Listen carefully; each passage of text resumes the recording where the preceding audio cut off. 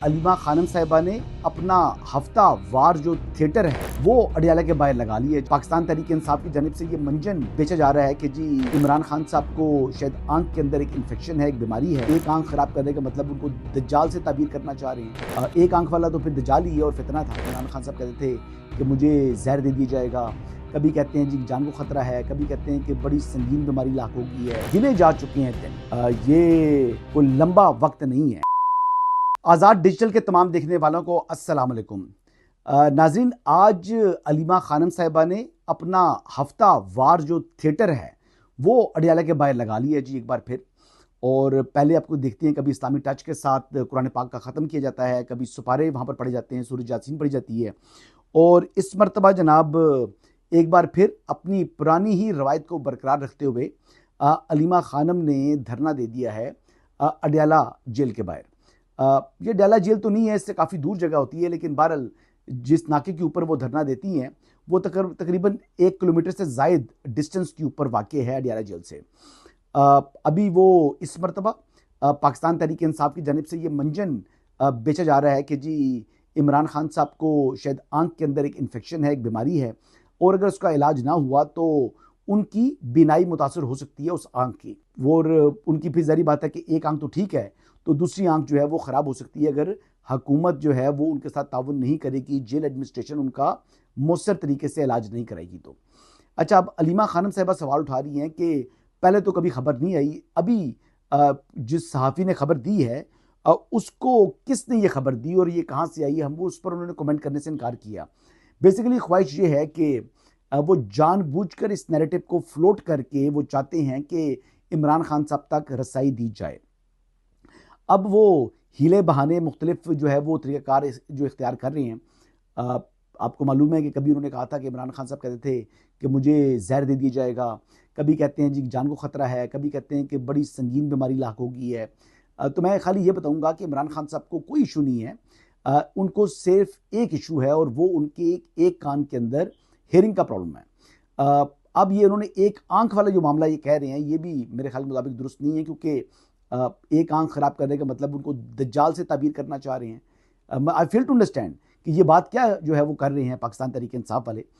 एक आंख वाला तो फिर दज्जाल ही है और फितना था। ये तो इमरान खान साहब को तो कभी मतलब मुझे समझ नहीं आती तहरीक इंसाफ की, कभी उसको कहते हैं कि उम्मत मुस्लिमा का जो है लीडर कहते हैं, कभी वो दज्जाल से ताबीर करते हैं।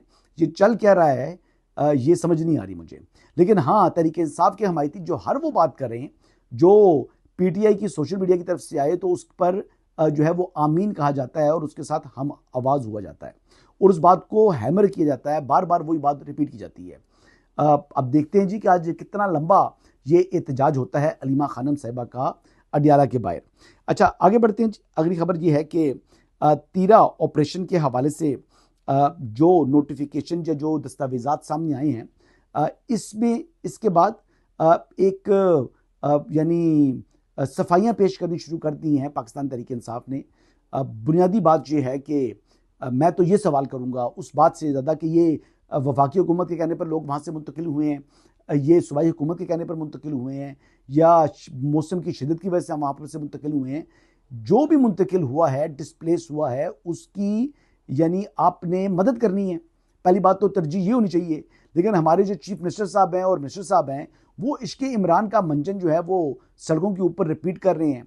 हर यानी कोने में पहुंचकर वहां पर अपने ही सूबे के अंदर जहां पर उनकी हुकूमत है, जो ये क्लेम करते हैं कि 95% मकबूलियत है इमरान अहमद नियाज़ी साहब की, फिर उस सूबे के अंदर भी स्टेट मोबिलाइजेशन की जरूरत पड़ रही है इनको। अच्छा, ना सिर्फ ये कर रहे हैं बल्कि वहां पर जो मुकम्मल तवज्जो जो है वो हटाई हुई है उन डिस्प्लेस पर्सनस की मदद के हवाले से, उनको किसी किस्म की फैसिलिटेशन के हवाले से। तो ये एक बड़ी अफसोसनाक चीज़ है जी। मैं तो कहूँगा कि वो हमारे भाई हैं, हमारी बहनें हैं, वो हमारे बच्चे हैं, तो उनका यानी जिस हद तक मुमकिन हो उनकी मदद की जानी चाहिए। जैसे सैलाब के बाद लोग इफ़ेक्ट हुए थे, तो पंजाब हुकूमत ने जिस मौसर अंदाज में वहाँ पर फूड, शेल्टर, तमाम चीज़ें प्रोवाइड की, यहाँ तक कि जानवरों तक को फोडर और जनाब चारा जो है पहुँचाया, उनके भी कैंप्स लगाए गए। तो अब ये तमाम चीज़ें जो हैं ये हुकूमत के करने के काम होते हैं। क्या किसी ने देखा कि कोई इस किस्म की वहाँ पर जो नकल मकानी करके लोग आ रहे हैं उनकी फैसिलिटेशन की हो सूबाई हुकूमत ने? क्या वहाँ पर क्लिनिक ऑन व्हील्स पहुँचे? अगर वो लोग नकल मकानी कर रहे हैं, ज़ाहिर बात है बीमारी होती है, मौसम ठंडा है, बच्चे बीमार होते हैं, उनके लिए कोई आपने देखा होगा कोई इस किस्म का मेडिकल कैंप्स लग रही हो, चीज़ें कोई इस किस्म की सहूलतकारी चल रही हो? नहीं। अब 4 अरब रुपए का जो बजट मंजूर किया था, जो ग्रांट मंजूर की थी सूबाई हुकूमत ने, वो कहाँ लग रहा है? क्या उसके कोई पैसे लगेगी किसी जगह पर? कोई उसकी चीज़ को विजिबिलिटी आप देख रहे हो तो कोई चीज़ देखने को नहीं मिल रही। लेकिन इसके बावजूद जनाब ये एक किस्म का बयानिया बनाने की कोशिश की गई और उस बयानिए को फिर फेडरल गवर्नमेंट ने भी जो है वो रद्द किया और विद डॉक्यूमेंट उनको जो है वो अब उनके सामने हकाइक लेकर आ गए। अच्छा जी, अब बात करते हैं शफी जान साहब की। उन्होंने मेरी खबर के ऊपर जो है वो तबसरा करते हुए कहा कि जिस दिन से वो सुहेल अफरीदी और मीना अफरीदी बने हैं MPAs, उस दिन से कहा जा रहा है जी कि इनका चल चला हुआ है और आज जो है वो तकरीबन 2 साल हो चुके हैं और अभी तक वो कायम है। तो लिहाजा वो कह रहे हैं कि ये खबर दुरुस्त नहीं है। मतलब उन्होंने अपने कहा नहीं, तरदीद नहीं की, लेकिन उन्होंने अपना ये मौक़िफ़ सामने लेकर आए। तो मैं ये कहूँगा कि भाई बात ये है कि मैंने तो अपनी खबर दी है और मैं खबर के ऊपर कायम हूँ।